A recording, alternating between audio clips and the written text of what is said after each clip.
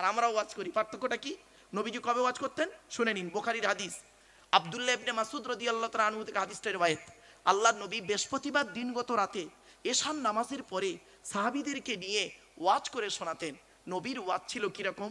To the পয়েন্টের উপরে। এটা এই, এটা এই, এটা হালাল, এটা হারাম, খবরদার হারামটাকে গ্রহণ করো না, হালালকে গ্রহণ করো, হারামকে বর্জন করো, এটা ঠিক, এটা ভুল। আর আমরা কি করি? ছোট্ট একটা উদাহরণ দিচ্ছি, যদি কেউ কোনো বক্তা, উদাহরণ দিচ্ছি জাস্ট, মাইকে কথা বলতে বলতে স্পিরিটে কথা বলতে গিয়ে দু চারটে কথা হয়তো বেফাস শব্দ বেরিয়ে যেতে পারে, হতে পারে না বাপ? এই কথাগুলো নিয়ে দেখবেন বাপরে বাপ, আর এই ইউটিউবওয়ালারা আছে এরা কাটিং করে, মানে মাঝখানের কথাটা কেটে দেয়, কেটে দিয়ে আর দেখবেন কিছু বক্তা হরদম উল্টো পাল্টা গালি গালাজ আবার শুরু করে দিল। ছি ছি ছি, কাউকে যদি ভুল সংশোধন করাতে হয় কিভাবে নবী করাতেন দেখে নিন। বলবো বাপ, আপনারাও করাবেন এইভাবে। একজন সাহাবী অজু করছেন। কি করছেন? অজু করছেন। তা অজুর পানি ছিটিয়ে ছিটিয়ে গায়ে পড়ছে, নবীজি দাঁড়িয়ে আছেন। অজু করতে গিয়ে তার ভুল হচ্ছে, নবীজি দেখতে পাচ্ছেন ও ভুল হচ্ছে, তো অজু করে ফেললো। করার পর নবীজি দেখলেন ওর অজুটা, দেখে অজু হয়ে চলে যাচ্ছে, নবীজি বললেন শোনো। দাঁড়িয়ে গেছে, নবীজি বলছেন শোনো, আমি অজু করছি দেখো তো আমার হচ্ছে কি। কিছু বুঝতে পারছেন ভাষা? আমি অজু করছি, আমার অজুটা হচ্ছে কি একটু দেখো দিনি। বলছে ঠিক আছে। তো লোকটি দাঁড়িয়ে আছে, নবীজি সুন্দর করে অজু করলেন। সাহাবীটা বললেন ইয়া রাসূলুল্লাহ, আমার অনেক অজুর যত ভুল ছিল সব সংশোধন হয়ে গেল ইয়া রাসূল। কি বুঝলেন? আর আমরা কি করি?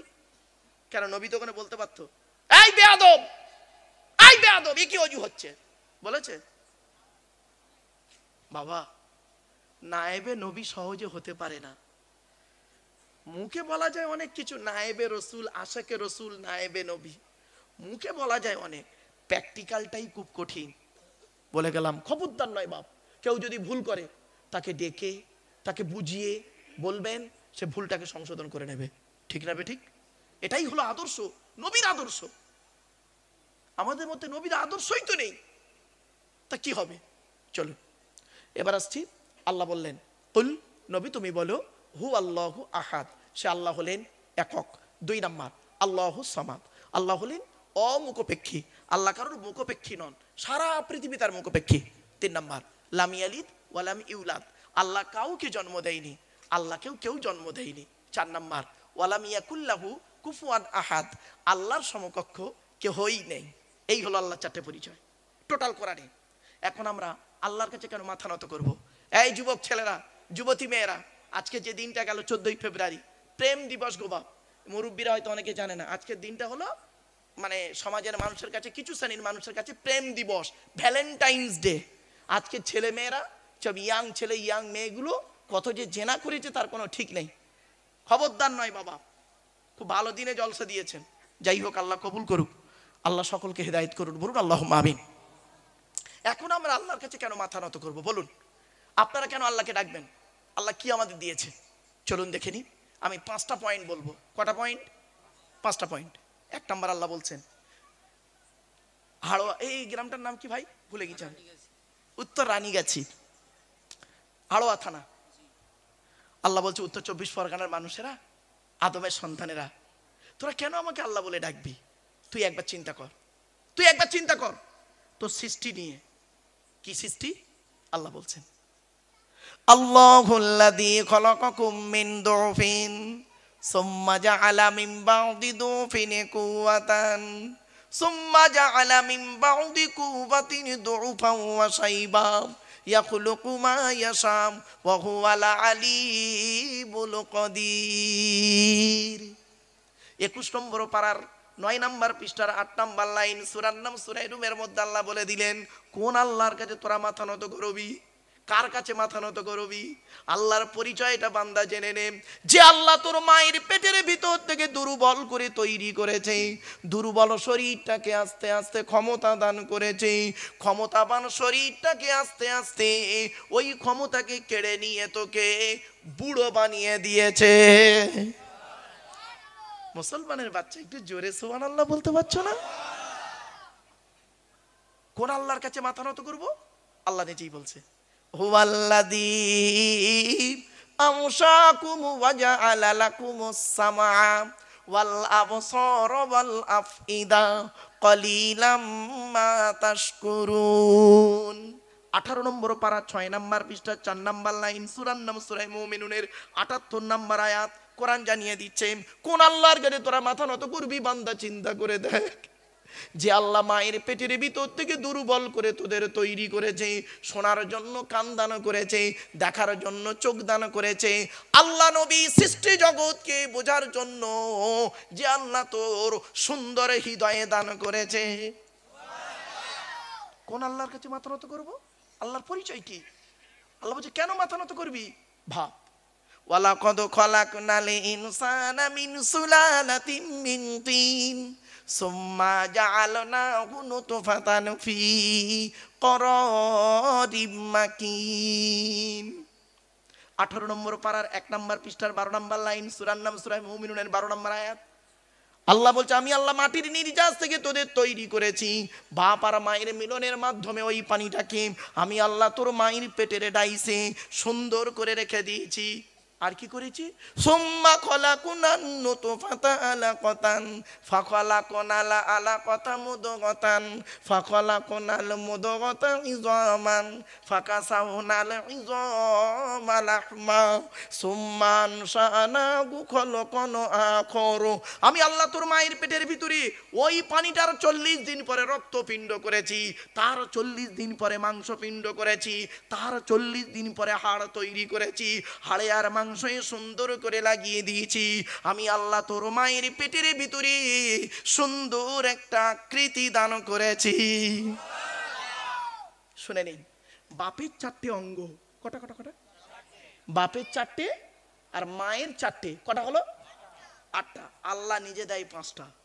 এই 13টা জিনিস দিয়ে আল্লাহ পাক মায়ের পেটের ভিতরে বাচ্চাকে তৈরি করে। ভাবতে পেরেছেন?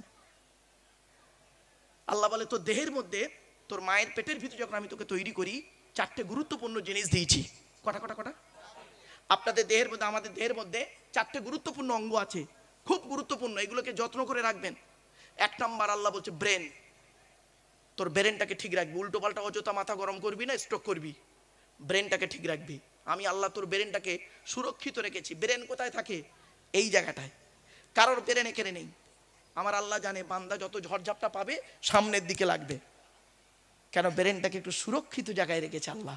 সুবহানাল্লাহ বলা গেল না? আল্লাহ বলছে তোর ব্রেনটাকে সুন্দর করে রেখে সংরক্ষণ করবি, ব্রেন। 2 নাম্বার হলো, এই ইউটিউবওয়ালারা কচি এই ছবি তুলবি না জানো, ওরা জানে। তার মানে এক জায়গায় ওয়াজ করছিলাম জানেন, জ্যৈষ্ঠ মাসে ওয়াজ করছি, আর প্রচুর ঘেমে গেছি। এখন টুপিটা খুলে দেখবেন ইউটিউবে, টুপিটা খুলে ঠিক এরকম টুপিটা এরকম সামনে রেখে না, আর হাত মাথা দিয়ে এরকম হাতটা মাথা এরকম ধরে ঘামছে, এইরকম করে মাথাটা মুছছি। এই ইউটিউবওয়ালারা করেছে কি, ঠিক এইভাবে ছবিটা তুলেছে। এইভাবে দেখবেন, ছবি তুলে একটা মেয়ের ছবি দিয়েছে, দিয়ে হেডিংয়ে কি লিখেছে শুনবেন? বউ পালালো মারুফ সাহেব। মানে আমার বউ পালিয়ে গেছে, আমি মাথায় হাত দিয়ে বসে আছি। চিন্তা করতে পারে? আর পর তো পর ওই ছবিটা বালিশ মন্দিরের কাছে গিয়ে পড়েছে। বুঝতে পারেননি কথাটা?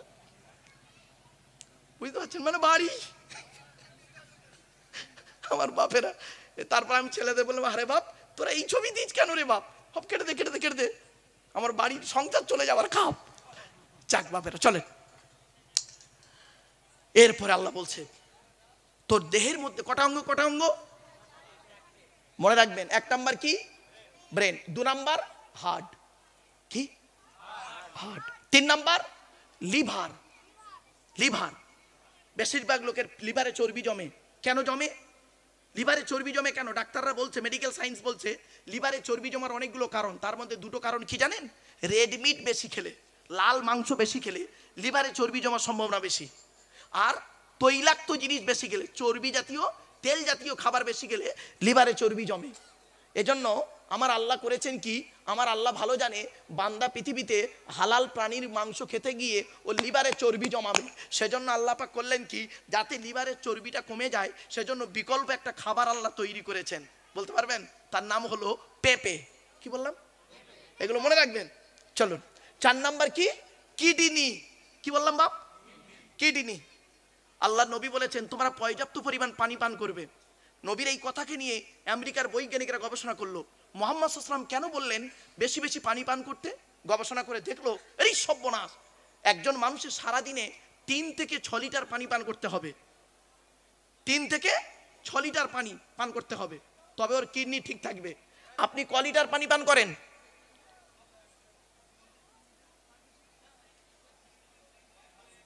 কি কি কি অসুবিধা হচ্ছে নাকি? কিসে কি হচ্ছে? ও আলাদা হলো, আবার বলে কি কি? ব্লাড আর কি চোখ। 3 নাম্বার কোরআনে আছে। 3 নাম্বার কি আলাদা? আয়া সাবলি ইনসানু আল্লান নাজমা ইযামা বালাক দিরিনা আলা আন নুসাউবিয়া বানানা। 29 নম্বর পারা, সূরার নাম সূরা কিয়ামার 4-5 নম্বর আয়াত আল্লাহ বলছেন, হে মানব জাতি। এখানে হিন্দু মুসলমান কোনো আল্লাহ আলাদা করেনি। আল্লাহ কি বললো? বলুন বলুন বলুন। মানব, হিন্দু ও মুসলমান সব। হে মানব জাতি, আল্লাহ বলছেন, হে মানব জাতি, তোরা কি মনে করিস আমরা মরে গেলে পচে গলে হাড় হয়ে যাব, পুড়ে ছাই হয়ে যাব, কিয়ামতের মাঠে আল্লাহ আর তুলতে পারবে না আমাদের? আল্লাহ বলে কোনোদিন ভাববি না।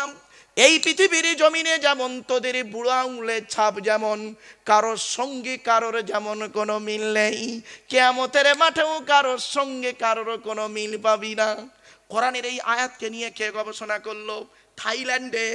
থাইল্যান্ডে চ্যাং ম্যাং ইউনিভার্সিটি অ্যানাটমি বিভাগের প্রফেসর, বিখ্যাত পণ্ডিত বৈজ্ঞানিক, লোকটার নাম হলো তাথাগাত্য জয়সান। উনি একজন খ্রিস্টান, হিন্দু নন, মুসলমান নন। উনি বললেন কোরআনে ভুল আছে। বলে কি ভুল? বলল কোরআনে লেখা আছে বুড়ো আঙুলের ছাপ নাকি কারোর সঙ্গে কারোর কোনো মিল নেই। আমি কোরআনের ভুল বের করে শুনবো।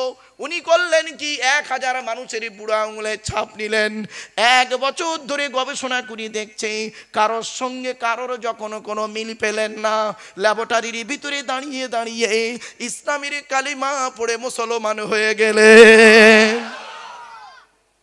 এবার বুঝতে পারছেন বাপ? এই হলো সেই কোরআন। এখন আমরা মায়ের পেটে আছি। কোথায় আছি? মায়ের পেটের ভিতরে এসে গেলাম। এরপরে আল্লাহ বলছে বান্দা শোন, এবার খাওয়াবার দায়িত্ব কার? জোরে বলুন, জোরে বলুন। ওয়ামা মিন দাব্বাতিন ফিল আরদি ইল্লা আলাল্লাহি রিজকুহা ওয়া ইয়ালামু মুস্তাকাররাহা ওয়া মুস্তাওদাআহা কুল্লুন ফি কিতাবিম মুবিন। 12 নম্বর পারার 1 নম্বর পৃষ্ঠার একেবারে 1 নম্বর লাইন, সূরার নাম সূরা হুদের 6 নম্বর আয়াত। আচ্ছা বাপেরা, আমি কোরআন তেলাওয়াত করছি, আপনাদের শুনতে খারাপ লাগছে? বাপেরা, আমি যে টোনে কোরআনটা পড়ছি, এই টোনটা কোনো বক্তার টোনের সঙ্গে মিলবে না। শুনে নিন, আমি কিন্তু একজনের নকল করি, সত্য কথাই। তবে সে কোনো বেটা ছেলে নয়, একজন মেয়ে ছেলের কোরআন তেলাওয়াত আমি নকল করি। সেই মেয়েটি অন্য কেউ নয়, তিনি হলেন আমার অভাগিনী আম্মা জান। আল্লাহ তার জান্নাত নসিব করুক। এই বগরাইদের দিন বেলা 11:30টার সময় আমার আম্মা জান ইন্তেকাল করে। আমি আমার মায়ের কোরআন তেলাওয়াত নকল করি। তা আমার বাপেরা, মা বোনেদের বলি, মা বোনেরা যারা আমার ওয়াজ শুনছেন, মা গো, পেটে ধরলে মা হওয়া যায় না, আর জন্ম দিলে বাপ হওয়া যায় না।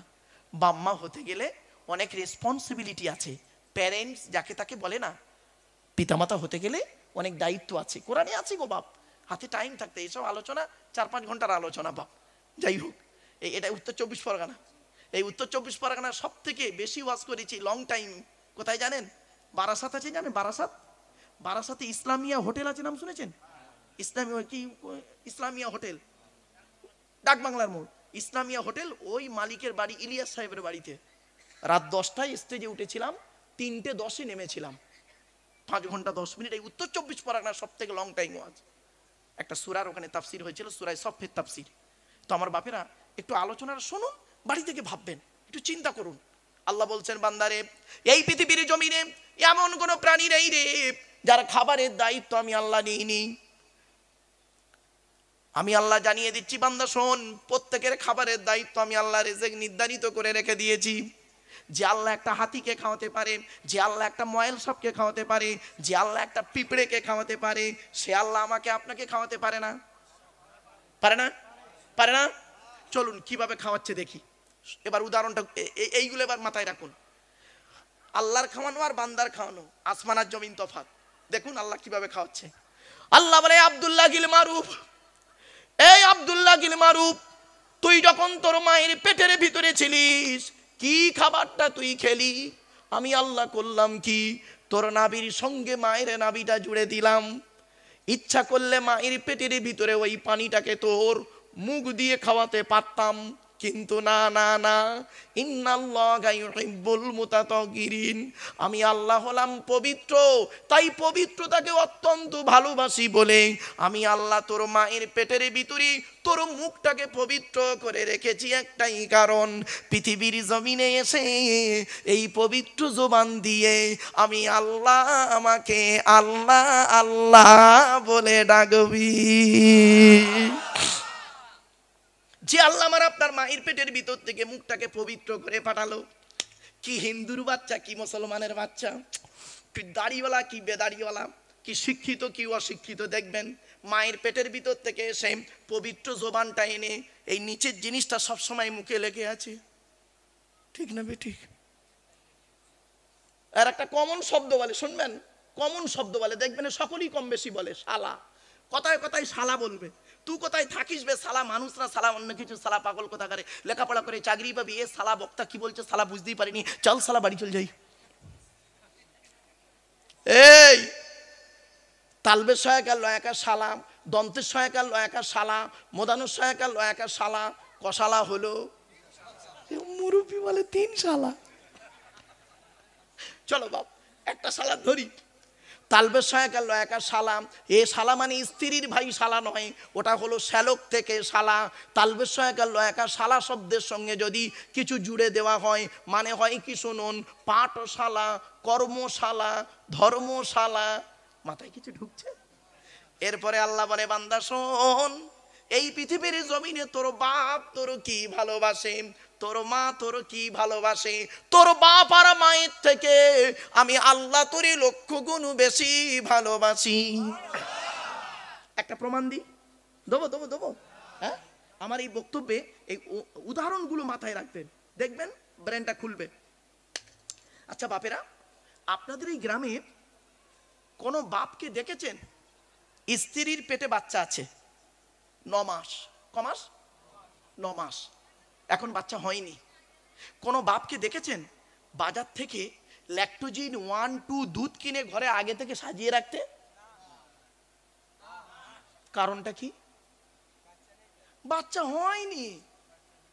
বাচ্চা হবে, মরবে কি বাঁচবে তা ঠিক নেই, মায়ের দুধ ছাড়ুক তারপরে বাজার থেকে এনে খাওয়াবো, তাই তো নাকি? এটা বাপের বিশ্বাস, এটা বাপের বিশ্বাস। আমার আল্লাহর কি বিশ্বাস দেখুন। আল্লাহ বলে, আব্দুল্লাহ গিল মারুফ, এই আব্দুল্লাহ গিল মারুফ, তুই যখন তোর মায়ের পেটের ভিতরে ছিলিস, তোর বাপের বিশ্বাসটাই ছিল না ছেলে হবে কি মরবে কি বাঁচবে। সেজন্য আমি আল্লাহ তোর বাপ কি করেছে, সেজন্য তোর বাপ তোর জন্য আগে থেকে দুধ কিনে ঘরে সাজিয়ে রাখেনি। আমি আল্লাহ তোর বাপের মতো ওই রকম ভালোবাসি না। তুই যখন তোর মায়ের পেটের ভিতরে ছিলিস, আমি আল্লাহ জানতাম রে 10 মাস 10 দিনই পরে পৃথিবীর মুখ যখন দেখবি, তোর নাভির সঙ্গে মায়ের নাভিটা কেটে দেওয়া হবে, দুধের প্রয়োজন হবে। তাই আমি আল্লাহ করেছি কি, তুই যখন তোর মায়ের পেটের ভিতরে ছিলিস, তোর মায়ের শরীরের 80 ফোঁটা রক্তকে ফিল্টার করি আমি আল্লাহ তোর মায়ের স্তনের মোটায় তুই আসার আগেই দুধ পাঠিয়ে দিয়েছি। বন্ধুরে, জীবনে কোনোদিন বাম্মাকে কাঁদাইও না। যাদের বাম্মা মারা গেছে জীবনে কোনোদিন বুড়ো বুড়ি বাম্মাকে কাঁদাইও না। যেদিন বাপ চলে যাবে, মা চলে যাবে, মাটি দিয়ে আসার পরে সেই দিন থেকে অন্তর থেকে আর কাউকে আব্বা মা বলে ডাকতে পারবে না। ঠিক না বেটি? এই জিজ্ঞেস করুন যাদের বাম্মা চলে গেছে। শ্বশুর আব্বা হয় 20 বছর পরে মেয়ে দেওয়ার কারণে আব্বা হয়। ঠিক না বেটি? এই কোরআনে আছে আল্লাহর নবীদের পরীয় স্থান হলো বাপ আর মায়ের। খবরদার বন্ধুরে, যাদের বাড়িতে বাম্মা বেঁচে আছে জীবনে কোনোদিন বুড়ো বুড়ি বাম্মাকে কাঁদাইও না। বাড়ি থেকে যখন বেরোবে বাপ আর মা যদি বেঁচে থাকে, বাপ আর মায়ের দোয়া নিয়ে বাড়ি থেকে বেরোবে। বাপ আর মায়ের দোয়া যদি তোমার সঙ্গে থাকে, লরি তলার ভিতরে ঢুকে যাবে, গাড়ি তলার ভিতরে ঢুকে যাবে, আমার আল্লাহ করবে কি বাম্মার দোয়ার ওসিলায় গাড়ি তলার ভেতর থেকে জীবিত টেনে বের করে আনবে।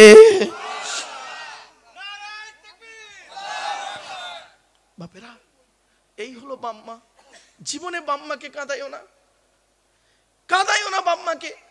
এই কোরআনে দলিল দিচ্ছে। এবার গুনুন কোথায় আছে কোরআনে, কোথায় কোথায় বাম্মার সেবা করতে হবে কোরআনে বলেছে। আমি বলে যাচ্ছি, আপনারা গুনতে শুরু করুন আর আমি বলতে শুরু করি।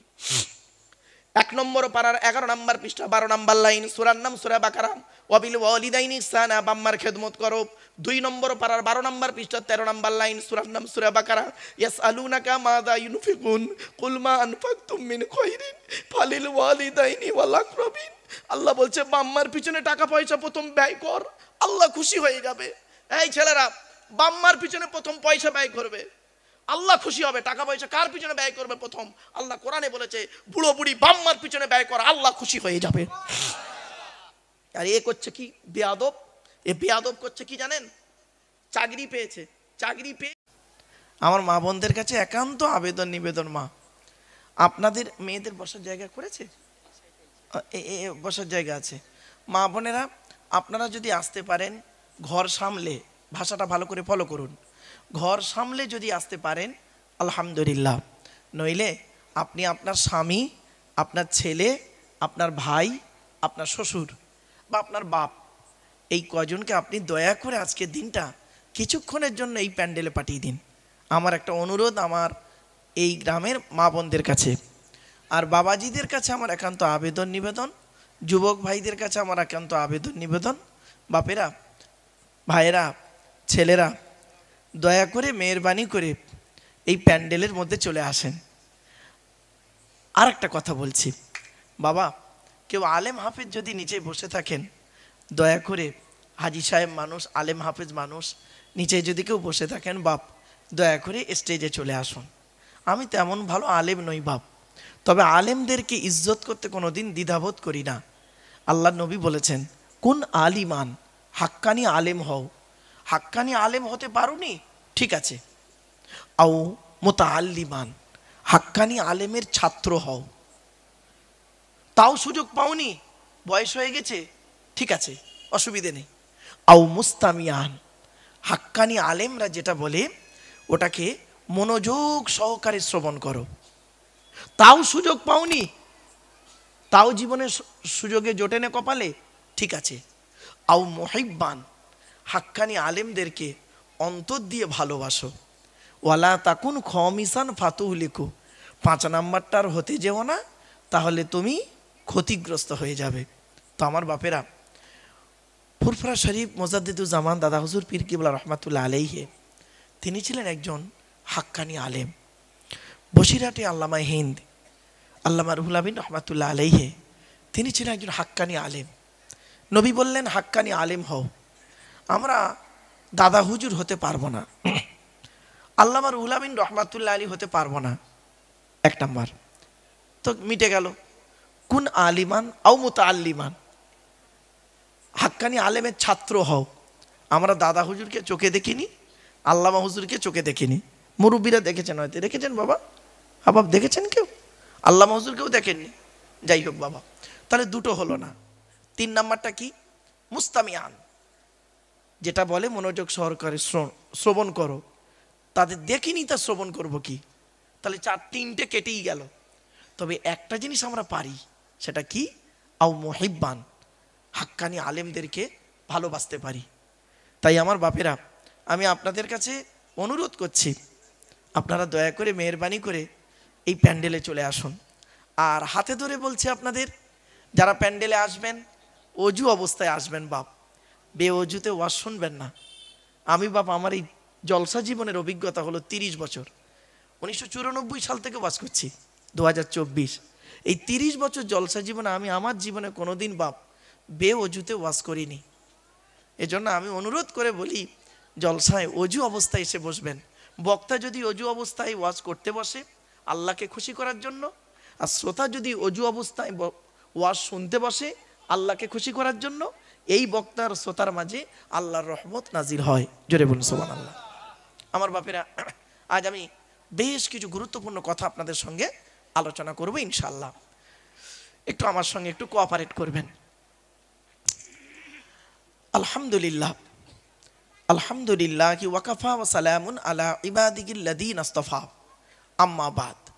ফাকাদ ক্বালা আল্লাহু তাআলা ফি কালামিল মাজিদ ওয়াল ফুরকানিল হামিদ, আউযু বিল্লাহি মিনাশ শাইতানির রাজীম, বিসমিল্লাহির রহমানির রহিম, ওয়া নাযালনা আলাইকাল কিতাবা তিবয়ানাল লিকুল্লি শাইইন ওয়া হুদাম ওয়া রাহমাতাম ওয়া বুশরা লিল মুসলিমিন।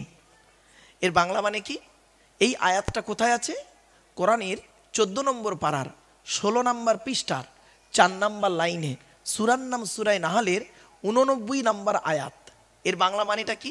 আল্লাহ বলছেন, নবী তোমার উপরে আমি কিতাব অবতীর্ণ করেছি, অর্থাৎ কোরআন। আর এই কোরআনের ভিতরে পৃথিবীর সমস্ত জিনিসের বর্ণনা, ডাইরেক্ট ইনডাইরেক্ট, আমি আল্লাহ দলিল সহ দিয়েছি। জোরে বলুন সুবহানাল্লাহ।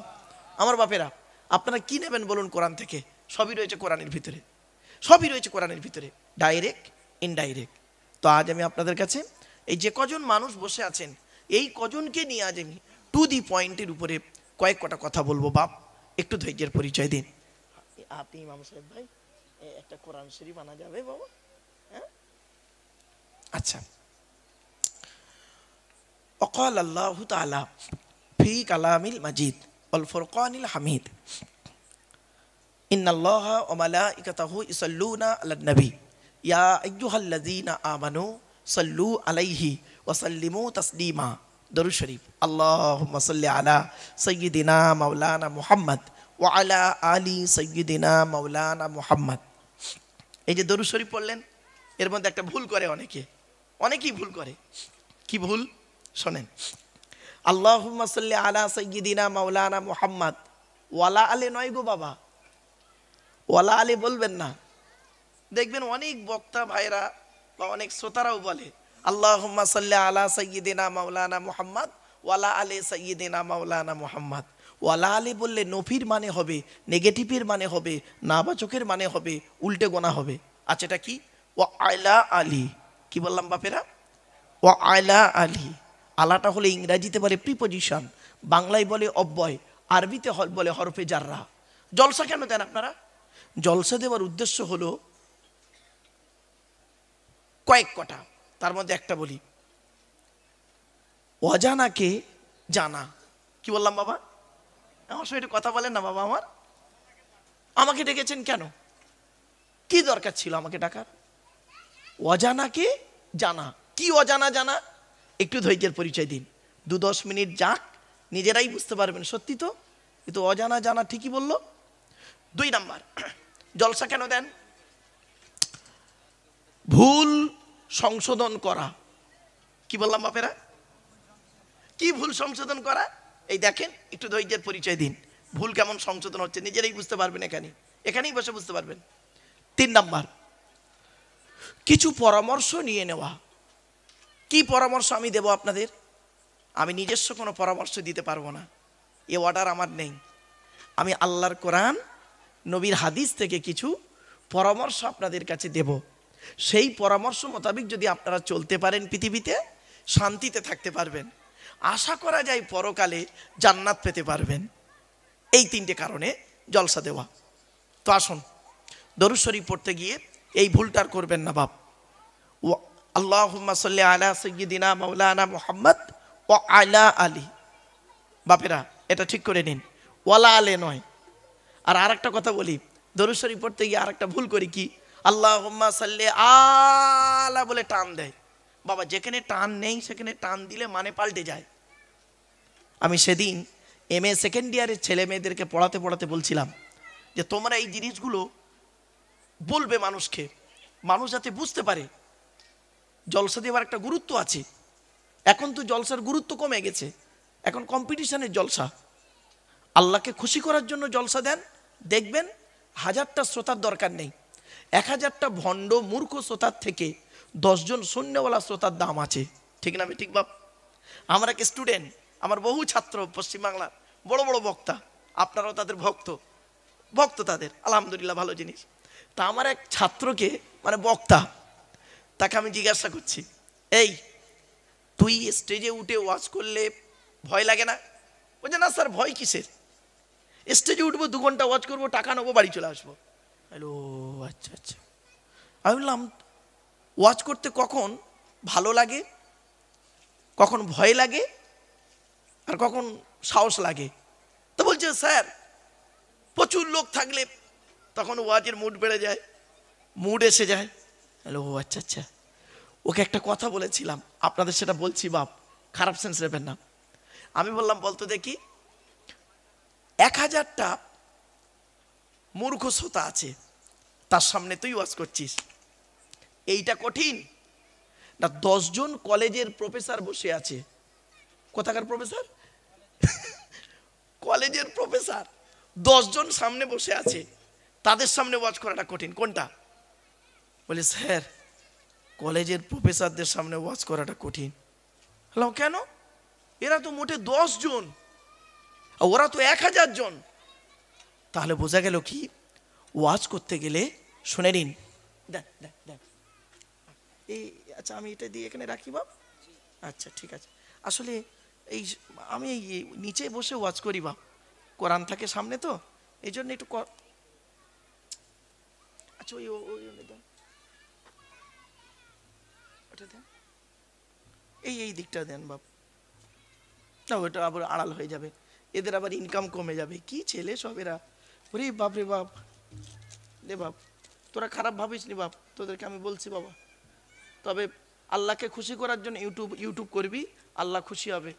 খবরদার মানুষের সঙ্গে গন্ডগোল লাগানোর জন্য করিস না বাপ। এর পুরাতন ছেলে সব জানে আমার। চলেন বাপেরা, মাইকের সামনে এসে কিছু বলার নাম বক্তা নয়। মাইকের সামনে এসে কিছু বলে দেওয়ার নাম বক্তা নয়। 3টে জিনিস কোনোদিন ব্যাকে আসে না। কয়টা বাপ, কয়টা? আমার সঙ্গে কথা বলে না বাবা। 3টা জিনিস কোনোদিন ব্যাকে আসে না, সবসময় সামনের দিকে যায়। 1 নাম্বার, ধনুক থেকে তীরটা বের হয়ে গেলে ওই তীরটা আর কোনোদিন ব্যাকে আসে না। ঠিক না বেঠিক? 2 নাম্বার, দেহ থেকে আত্মাটা বের হয়ে গেলে ওটা আর পৃথিবীতে রিটার্ন দেওয়া হয় না। 3 number, it is very very important, কি জবান থেকে কথা বের হয়ে গেলে ওটা আর কোনোদিন ব্যাকে আসে না। ঠিক না বেঠিক? আল্লাহ নবী বলছেন, শুনে নিন বাপেরা, বুখারীর হাদিস। আল্লাহ নবী বলছেন, তোমরা আমাকে 2টো জিনিসের গ্যারান্টি দাও, হে উম্মতে মুহাম্মাদি, আদমের সন্তান, তোমরা আমাকে 2টো জিনিসের গ্যারান্টি দাও, আমি মুহাম্মদ সাল্লাল্লাহু আলাইহি ওয়াসাল্লাম তোমাদের জান্নাতের গ্যারান্টি দেব, তোমরা আমার 2টো জিনিসের গ্যারান্টি দাও। সাহাবীরা বললেন, কি 2টো জিনিসের গ্যারান্টি বলুন, আমরা দেব ইনশাআল্লাহ। 1 নাম্বার, নবী বললেন, 2 ঠোঁটের মাঝখানে জিভের গ্যারান্টি দাও, 1 নাম্বার। আর 2 নাম্বারটা কি ইয়া রাসূলুল্লাহ? 2 রানীর বীজখানে। তার মানে বুঝতে পারছেন বাবা, এই 2টো জিনিসের গ্যারান্টি তোমরা আমাকে দাও, আমি মুহাম্মদ সাল্লাল্লাহু আলাইহি ওয়াসাল্লাম তোমাদের জান্নাতের গ্যারান্টি দিয়ে দেবো। জোরে বলুন সুবহানাল্লাহ। The messenger of Allah, peace be upon him, said, the best are those with good manner. নবী বলেন তোমাদের মধ্যে উত্তম ব্যক্তি ওই লোকটা যার ক্যারেক্টার চরিত্র ভালো, ওই লোকটাই হলো উত্তম ব্যক্তি। একজন উকিল, ব্যারিস্টার, মাস্টার, ডাক্তার, মোল্লা, মনি সাহেব, পীর সাহেব, দরবেশ সাহেব, আমির সাহেব, মুফতি সাহেবের যদি চরিত্র খারাপ হয়, আর একজন টলিওলার ও বাবা আসতে কি হলো, টলিওলার চরিত্র যদি খারাপ হয়, এই ভালো হয়, আল্লাহ নবী বলেছেন টলিওয়ালাটাই আল্লাহর কাছে প্রিয় ব্যক্তি। জোরে বলুন সুবহানাল্লাহ। Many loss is something loss, health loss is nothing loss, but character loss is everything loss. মানুষের যদি টাকা চলে যায়, ইনকাম করলে টাকাটা আবার ফিরে আসবে। মানুষের যদি শরীর চলে যায়, ভালো মন্দ খেলে শরীরটাও ফিরে আসবে বাপ, কিন্তু মানুষের যদি চরিত্র চলে যায়, চরিত্র কিন্তু আর ফিরে আসবে না। এই জন্য নবী বললেন দুই ঠোঁটের মাঝখানে জিভের গ্রান্টি দাও, হারাম খাবার খাওয়া থেকে জিভটাকে ঠিক করো, বাজে ভাষা বলা থেকে জিভটাকে ঠিক করো, পরনিন্দা পরচর্চা করা থেকে জিভটাকে ঠিক করো, আর দুই রানের বিছখানে লজ্জাস্থানকে হেফাজত করো। যান বাড়ি চলে যান এবার, এই দুটো জিনিস ঠিক করুন। আর বাড়িতে গিয়ে দেখবেন হয় ভদ্রলোকের নিচে খারাপ, নয় ভদ্রলোকের উপর খারাপ। বাপেরা বাস্তবটাই বলে গেলাম বাপ। চলুন আলোচনা করি, আলোচনা করলেই বুঝতে পারবেন। তবে একটা কথা আপনাদের বলি, খারাপ সেন্স নেবেন না। যখনই জলসা দেবেন, কমিটিকে বলছি, আপনাদেরও বলছি, আমার মুরব্বী বাপেরা, আপনারা ছেলেদেরকে এই পরামর্শটা দেবেন, জলসা যখন দেবেন তিনটে জিনিসকে ফলো করবেন। এক নাম্বার, বক্তা। কি বললাম বাবা? বক্তা। বক্তার লেজটা তুলে একটু দেখবেন, বক্তার লেজটা তুলে একটু দেখবেন অরিজিনাল আলেম না বে আলেম। কিছু বুঝতে পারছেন না বাবা আমার কথা? আমার কথা শুনতে কিন্তু কেমন খাটা খাটা লাগবে, বাস্তবটাই বলছি। ওয়াজ কে করবে? বড় পীর আব্দুল কাদের জিলানী রহমাতুল্লাহ আলাইহি গুনিয়াতুত তলিবিন বলে একটা বই লিখেছেন। সেই বইয়েতে লিখেছেন বক্তব্য ওই লোকটাই দেবে, ওয়াজ হবে ওই লোকটা কমসে কম তাফসিরে জালালাইন, একটা তাফসিরের কিতাব গো বাপ, তাফসিরে জালালাইন ক্লাসিক্যাল কিতাব, তাফসিরে জালালাইন। আর হাদিসের সর্বনিম্ন কিতাব হলো মেশকাত শরীফ। নাম শুনেছেন বাপের আমার? হ্যাঁ, অনেকে নাম শুনেননি।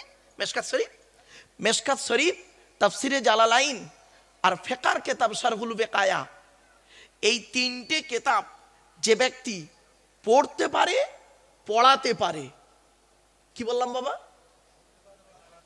পড়তে পারে, পড়াতে পারে, সেই লোকটা ওয়াজ করবে। হয়েছে বাবা? এত কষ্ট করে জলসা দেন, বড় কষ্ট লাগে, এত কষ্ট লাগে না ভাষায় বলতে পারবো না, তাই আজ আমি বলে যাচ্ছি কথাগুলো।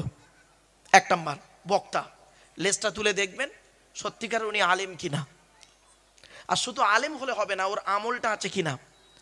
কত বক্তা আছে 5 ওয়াক্ত নামাজ পড়ে না, বাস্তব বলছি। কত বক্তা আছে 5 ওয়াক্ত নামাজ পড়ে না, কত বক্তা আছে বিড়ি সিগারেট খায় গো বাবা। এই 24 পরগনার বক্তা বিড়ি সিগারেট খায়। কত বক্তা আছে রাতে জলসা করে টাকা নিয়ে হোটেলে মেয়ে নিয়ে রাত কাটায়। কত বক্তা আছে বাম্মার ভাত দেয় না গো বাপ। আমার কথাগুলো শুনতে খারাপ লাগছে, কিন্তু বলতে বাধ্য হচ্ছি। আমি কলেজ ইউনিভার্সিটি ছেলে মেয়ে পড়াই তো, আর পেশাগত দিক থেকে একজন উচ্চ মাধ্যমিক হাই মাদ্রাসার শিক্ষক। বাস্তব কথাটাই তুলে ধরলাম আজকে আপনাদের কাছে, খারাপ সেন্স নেবেন না। এজন্য বক্তার এলেম আছে কিনা আর আমল আছে কিনা একটু দেখবেন, এক নাম্বার। 2 নাম্বারটা কি করবেন? 2 নাম্বার হলো শ্রোতা। শ্রোতা, শ্রোতার কি দেখবেন? এই দেখেন একটা বলি, খারাপ সেন্স নেবেন, এরকম কথা কেউ বলবে না, সহজে দেখবেন।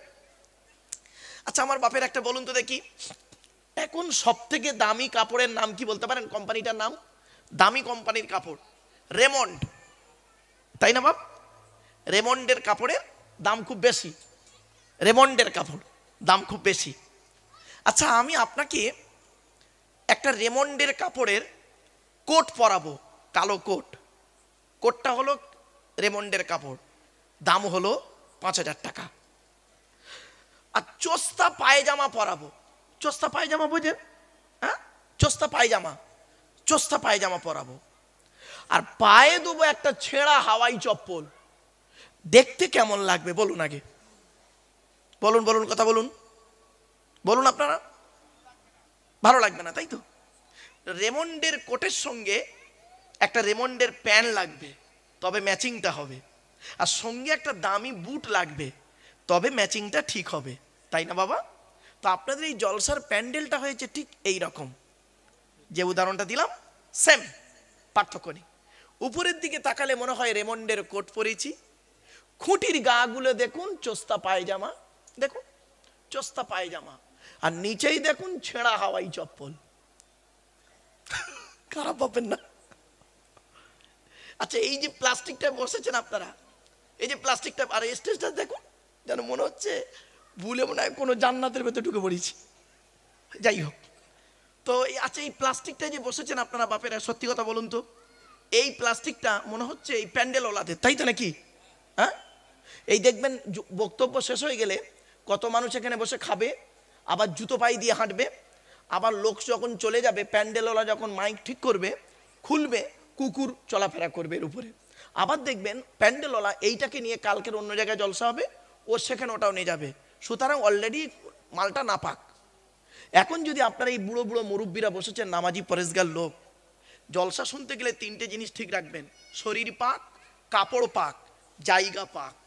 আপনাদের শরীরগুলো পাক আছে, কেউ না পাক নেই এখানে, অজু না থাকতে পারে, শরীরটা পাক আছে, কাপড়ও পাক আছে আপনাদের, কারোর কাপড় না পাক নেই।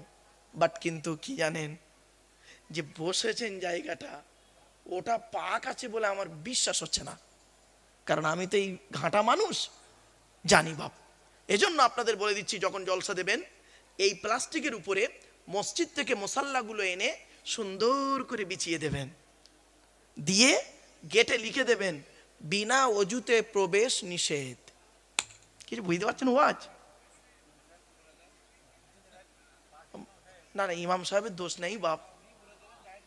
হ্যাঁ, এগুলো দরকার, এগুলো দরকার গো বাপ, বাস্তব তাই। দেখেন এটা না, এই দেখেন অনেকে দেখবেন নোংরার উপরে বসে আছেন, আপনার গা একদম পুরো নাপাক হয়ে যাবে। আবার দেখবেন যদি ময়লা থাকে দাগও হয়ে যাবে আপনার সুন্দর জামা কাপড়টা। আমার বাপেরা, অনুরোধ করে বলে যাচ্ছি, জলসার শ্রোতাদের এরকম করবেন। একটা গেল, তাহলে বক্তা হলো, শ্রোতা হলো। এবারে বক্তব্য, বক্তব্য দেবেন আপনারা কিসের উপরে? আল্লাহর কোরআন, নবীর হাদিস, এজমা এবং কিয়াস, এই চারটের উপরে, চারটের উপরে বক্তব্য হবে। সূরা তাফসীর দেবেন। আমি আপনাদের বলে যাচ্ছি, আমি আস্তে আস্তে বলছিলাম যে বাপেরা, আপনারা এত ভালো জলসা কেন একটা করে সূরা তাফসীর দিতে পারেন না? কোরআনের তাফসীর।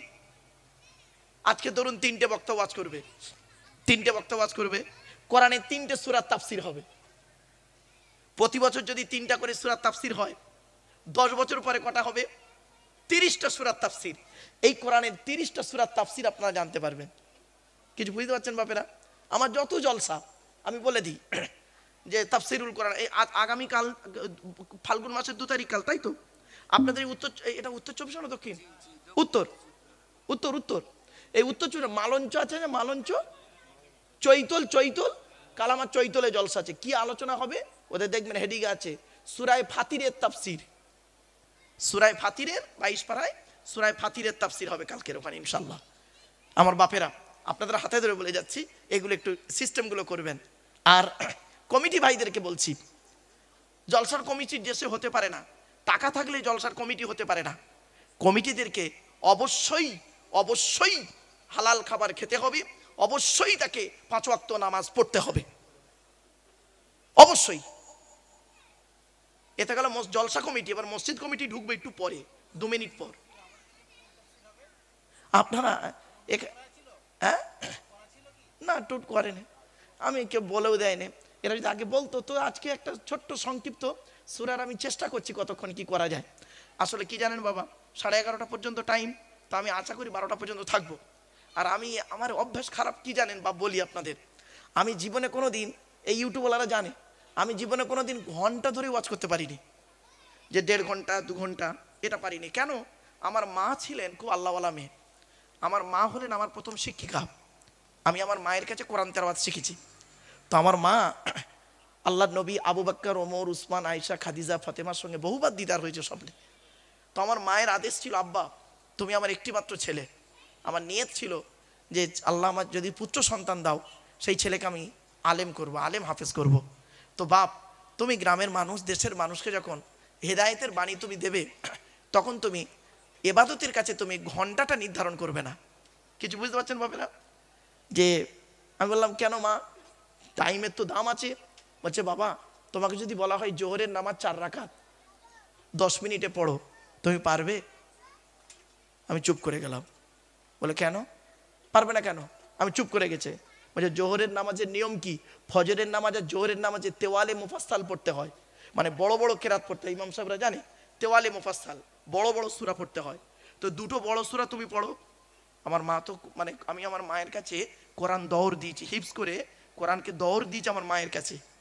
পড়ো তুমি, তুমি দুটো সূরা পড়ো, 4 রাকাত নামাজে দুটো সূরা পড়ো, দেখি তুমি 10 মিনিটে পারো কিনা। অসম্ভব। তাহলে তুমি দেখা যাবে 1.5 ঘন্টা ধরে ওয়াজ করেছো, কোরআন হাদিস বলে সব বলেছো, একটা কথা মানুষের হেদায়েত হয়নি, আল্লাহ একটাও রাজি হয়নি। কিন্তু আধা ঘন্টা একটু বাড়িয়ে বলেছো কি, ওর ভিতরে এমন একটা আধ ঘন্টার ভিতরে তোমার মুখ থেকে আল্লাহ পাক এমন একটা কথা বের করিয়ে নিয়েছে, যেই কথাটা হঠাৎ কিছু লোকের কানে লেগে গেছে, আর সেই কথাটার উপরে আমল করেও কিয়ামতের মাঠে নাজাতের ওসিলা হয়ে গেছে। ওটাই হবে তোমার জন্য নাজাতের ওসিলা। আমার বাপেরা, সেজন্য আমি স্টেজে এলে কয়েক কটা জিনিস দেখি। 1 নাম্বার, স্টেজে ঘড়ি আছে কিনা দেখি। ঘড়ি নেই তো? হ্যাঁ, খবরদার ঘড়ি রাখি না আমি স্টেজে। কেন কেন ঘড়ি রাখি না? গতকালকে একটা জলসা ছিল জয়নগর, বিলপাড়া মাদ্রাসা, প্রচুর লোক। স্টেজে উঠে ঘড়ি ছিল, নামিয়ে দিয়েছি। বলছে, হুজুর ঘড়িটা নামিয়ে দিলেন কেন? বললাম, বাবা দেখো, আমি যে কথাটি বলবো, আমার কথাটা যখন তোমার মতের সঙ্গে মিলবে, তখন তুমি আমার চোখের দিকে চেয়ে থাকবে। আর যে কথাটা আমার কথাটা তোমার মতের বিরুদ্ধে যাবে, তখন তুমি ঘড়ির দিকে দেখবে। এ মাল কখন শেষ করবে বলতো, কখন শেষ করবে বলতো? একদম বাস্তব কথা বলছি বাপ, প্র্যাকটিক্যাল কথা। চলেন আমার বাপেরা, আর সময় নেব না। বাপেরা একটু আগে আগে আসুন না, বাপ আমার একটু আগে আগে গায়ে বসুন না। আল্লাহ নবী যখন হাদিস বলতেন, আল্লাহ নবী যখন হাদিস বয়ান করতেন, একটুও জায়গা ফাঁকা থাকতো না। সাহাবীরা গায় গায় গায় গায় গায় গায় রহমতের আশায় বসে যেতেন।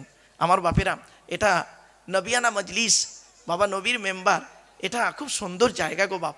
আসেন, আপনাদের লস হবে না বাপ, লস হবে না ইনশাল্লাহ। আসেন বাপেরা, একটু গায়ে গায়ে বসেন, একবার দরুদ শরীফ পড়েন। ওই দরুদটা পড়ুন তো বাবা, ওই দরুদটা একবার পড়ুন, যে দরুদটা আমরা নামাজের মধ্যে পড়ি। ওই দরুদটা একবার দয়া করে পড়েন তো দেখি বাবা। ওই দরুদটা, যে দরুদটা আমরা কোথায় পড়ি বাবা? নামাজের মধ্যে। আল্লাহুম্মা সাল্লি আলা মুহাম্মাদি ওয়া আলা আলি মুহাম্মাদ কামা সাল্লাইতা আলা ইব্রাহিম ওয়া আলা আলি ইব্রাহিম ইন্নাকা হামিদুম মাজিদ।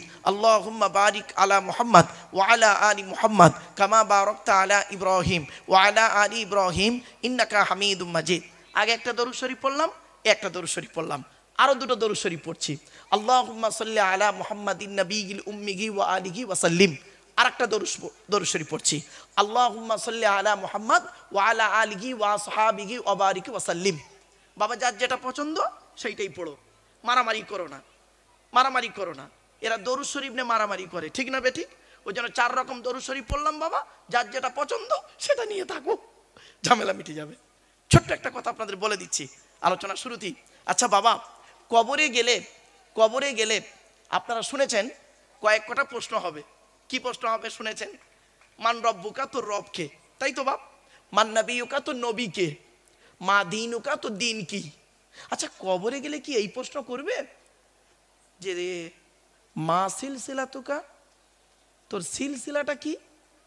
তুই তবলিগ না ফুরফুরা না বেরেলি না জামাত ইসলামী না আহলে হাদিস? আচ্ছা, এই প্রশ্ন কবরে করবে কোনোদিন শুনেছেন কোনো আলেমের কাছ থেকে? তাহলে কবরে হবে না ওই প্রশ্নটা। আচ্ছা, কিয়ামতের মাঠে কি আল্লাহ প্রশ্নটা করবে যে তুই তবলিগ ছিলিস পৃথিবীতে না ফুরফুরা না বেরেলি না ওয়াহাবি না জামাত ইসলামী? তাহলে কিয়ামতের মাঠেও প্রশ্ন হবে না, এইটা কবরেও হবে না এই প্রশ্নটা।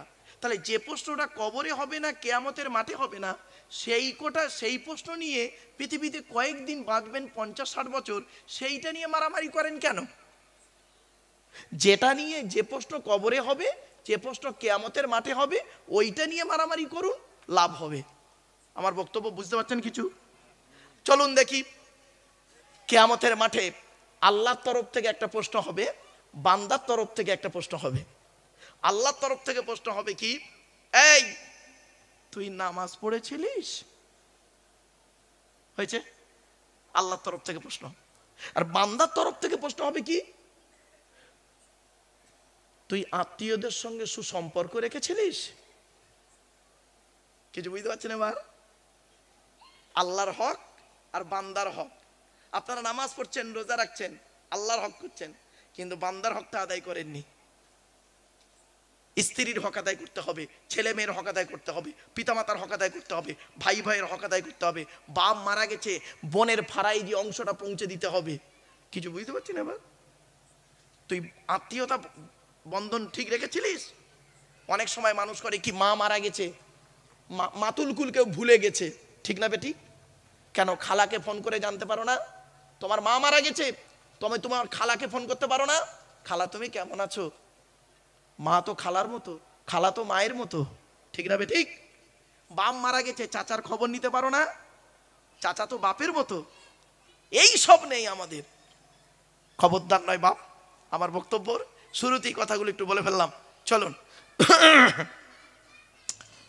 दीन मिला ईमान मिला, पढ़ने के लिए कुरान मिला, जो कुछ देने का था सब कुछ दिलवा दिया कमली वाले ने, कलमा तैयबा ला इलाहा इल्लल्लाह, ला इलाहा इल्लल्लाह, ला इलाहा इल्लल्लाहु मुहम्मदुर रसूलुल्लाह सल्लल्लाहु अलैहि वसल्लम। मुहम्मदुन बाशारुन, কি বললাম বাবা? মুহাম্মাদুন বলেন, আমার সঙ্গে কথা বলেন একটু।